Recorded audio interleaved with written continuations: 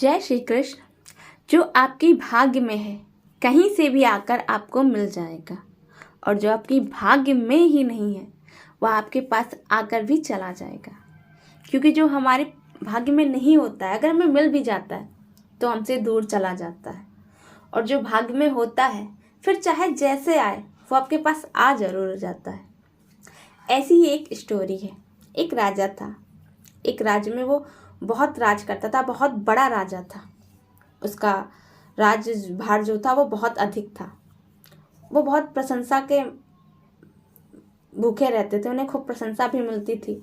बहुत अच्छे से वो राज्य चला रहे थे, लेकिन कुछ ऐसा हुआ कि उनसे उनका राज्य छिन गया। वो बहुत दुखी हुए और दुखी होके चले गए जंगल में रहने लगे। अब उनका जीवन यापन बड़ी मुश्किल से होता था। उन्हें भोजन के लिए अन्न मिलना भी बहुत मुश्किल से हो पाता था। वो एक टाइम का पेट भर के भोजन भी नहीं कर पाते थे। वो बहुत दुखी रहने लगे।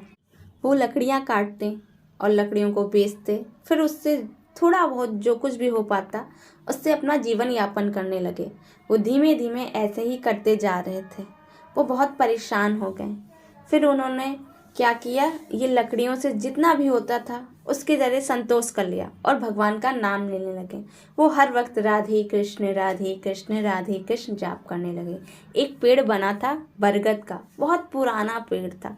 वो उसके नीचे ही रहने लगे।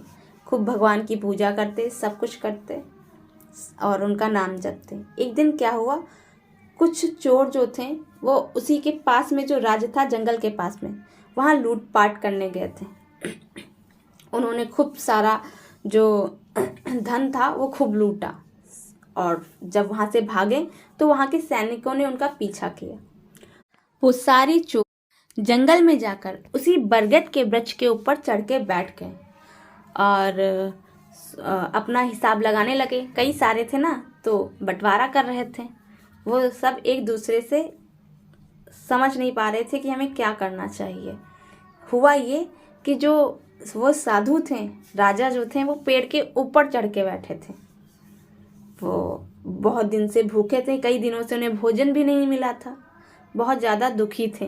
उन्हें समझ नहीं आ रहा था कि मैं क्या करूं।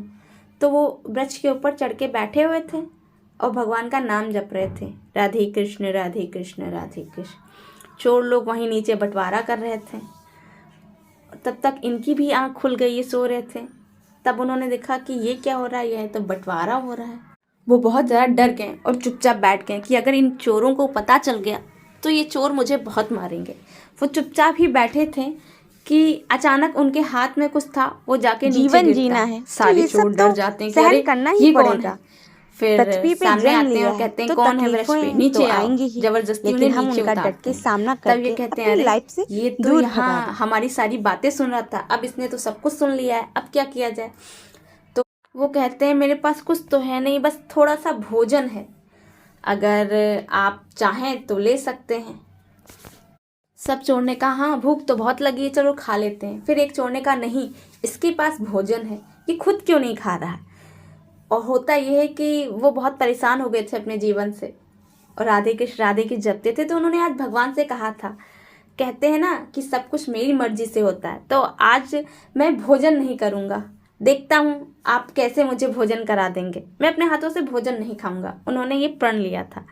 सारे चोर कहते हैं भोजन खाओ। अब जो ये प्रण ले चुके थे कि मैं आज भोजन नहीं करूँगा, फिर भोजन कैसे पाए, तो उन्होंने मना किया, कहा कि मैं भोजन नहीं करूँगा, मुझे थोड़ी सी परेशानी है, इसलिए आप लोग खा लें। तो सारे चोर कहते हैं अच्छा ये नहीं करेगा और हमें खिलाएगा, ये इसका मतलब इसने भोजन में कुछ मिला रखा है और हमें खिलाना चाहता है, खुद नहीं खाना चाहता है। तो सारे चोर जो मिलके उसे ज़बरदस्ती मारते हैं और ज़बरदस्ती भोजन कराते हैं, पूरा भोजन करा देते हैं। तब तक राजा के जो सिपाही होते हैं वो भी आसपास आ जाते हैं। डर के मारे सारे चोर सारे जेवर गहने सब वहीं डाल के भाग जाते हैं। अब ये और डरते हैं। तब तक सैनिक आते हैं। उन्हें ये लगता है कि इन्होंने चोरों से छीन कर जेवर बचा लिए हैं, तो राज दरबार में ले जाते हैं और सारी बातें बताते हैं। तो राजा बहुत प्रसन्न होते हैं और प्रसन्न होने के बाद इन्हें जो है वो कुछ जेवर दे देते हैं और अपने ही राज्य में एक राज दरबारी के रूप में इन्हें रख देते हैं। कहते हैं अगर आप सही उचित समझे तो यहाँ आकर आपके हिसाब से जो काम है आप वो कर सकें। बहुत प्रसन्न होते हैं और घर वापस इसी जंगल में आते हैं। बरगद के पेड़ के नीचे आकर सोचने लगते हैं कि सही कहा, भगवान हैं। मैंने भगवान से कहा था कि आज मैं भोजन नहीं करूँगा, देखूँ आप मुझे कैसे भोजन करा देंगे। तो मार मार के उन्होंने भोजन भी खिलाया, साथ में मुझे किसी लायक भी बना दिया, मेरे सारे कष्टों का निवारण कर दिया। इसी को कहते हैं किस्मत, कि अगर आपकी किस्मत में नहीं है तो दुनिया की कोई भी दौलत या दुनिया का कोई भी व्यक्ति आपको वो चीज़ दिला नहीं सकता, और अगर आपकी किस्मत में है तो आपसे कोई छीन नहीं सकता है। उनके साथ भी कुछ ऐसा हुआ। उनकी किस्मत में वो राज्य नहीं था जो उनके पास आया तो पर छिन गया। ठीक उसी प्रकार उनकी किस्मत में उस दिन भोजन खाना लिखा था। उन्होंने भगवान को चैलेंज किया था और भगवान ने उनको उस चैलेंज का जवाब दिया। दूसरा, वो दूसरे राज्य में रहकर अपना जीवन यापन कर सकते थे। उन्होंने बहुत सारे कष्ट सहे क्योंकि उनके ज़िंदगी में इन कष्टों को भोगना लिखा था और आगे उनका जीवन सुखमय हो सके, इसलिए उस दिन वो चोर भाग गए। बल्कि इन्होंने कुछ नहीं किया, लेकिन नाम इनका हुआ। तो कभी कभी ऐसा हो जाता है कि व्यक्ति कुछ करता नहीं है, उसका नाम हो जाता है। फिर अच्छाई में भी बुराई में कभी कभी ऐसा होता है कि हम चाहे जितना अच्छा करें, लेकिन अंत में क्या होता है कि हम बुरे बन जाते हैं। हम कुछ ऐसा नहीं करते हैं, फिर भी हमारे ऊपर वो नाम लग जाता है। तो ये सच्चाई है, क्योंकि व्यक्ति जो है उसके कर्मों में क्या लिखा के लाया है उसे खुद नहीं पता होता है, लेकिन हाँ, भगवान को पता होता है। तो वो कब किसे कहाँ क्या देंगे ये कोई नहीं जानता है। इसलिए अपना कर्म करते रहिए, फल की इच्छा मत रखिए। भगवान है ना, वो हमारे लिए अच्छा ही सोचेंगे। कहते हैं ना, भगवान ने हमें जीवन दिया है तो हमारे बारे में कुछ ना कुछ तो सोचा ही होगा।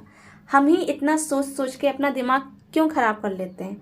हम इतनी ज़्यादा चिंता करते हैं कि डिप्रेशन में चले जाते हैं। इन सारी चीज़ों से दूर हटते हैं ना, भगवान का नाम लेते हैं, और जो कुछ भी हमारे किस्मत में है, हमारे कर्मों का फल है, वो हमें हर हाल में मिल के रहेगा। तो उसी चीज़ का इंतज़ार करते हैं। जो मिल जाए उसमें खुश रहना चाहिए, और जो ना मिले उसमें दुखी नहीं होना चाहिए।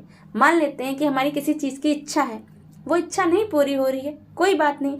तो आप ये सोचिए कि मेरी इच्छा नहीं पूरी हुई, प्रभु चाहते हैं, प्रभु की इच्छा है। मैं वो चाहता था, लेकिन प्रभु की इच्छा है ये है कि मेरे साथ ऐसा हो, तो मैं उसे स्वीकार करता हूँ। जब आप खुशी खुशी स्वीकार कर लेंगे तो भगवान भी आपसे प्रसन्न रहेंगे।